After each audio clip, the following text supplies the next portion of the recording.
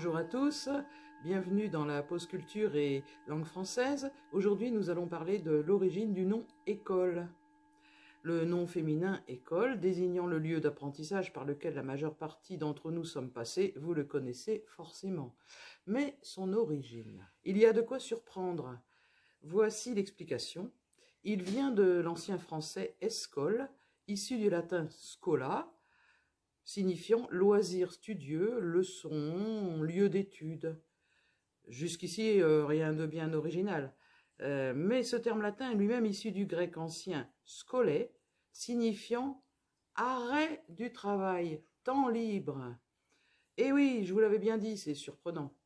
Mais pourquoi une telle opposition apparente dans la signification des deux termes, le latin et le grec ancien? Dans la Grèce antique, les citoyens, qui, contrairement aux esclaves, étaient des hommes libres, cultivés et évidemment de conditions aisées, aimaient discuter philosophie pendant leurs nombreuses heures de loisirs.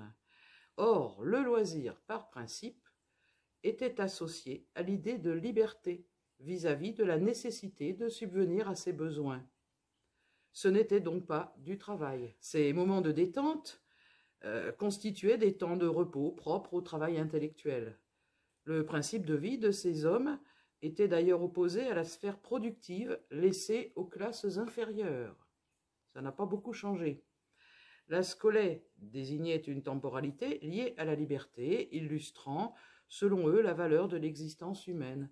Ainsi, la gymnastique, les jeux, les banquets, le théâtre, les arts de manière générale faisaient également partie intégrante de la scolae. Mais de là à penser que nos élus contemporains pratiquent la politique désormais pour leurs loisirs.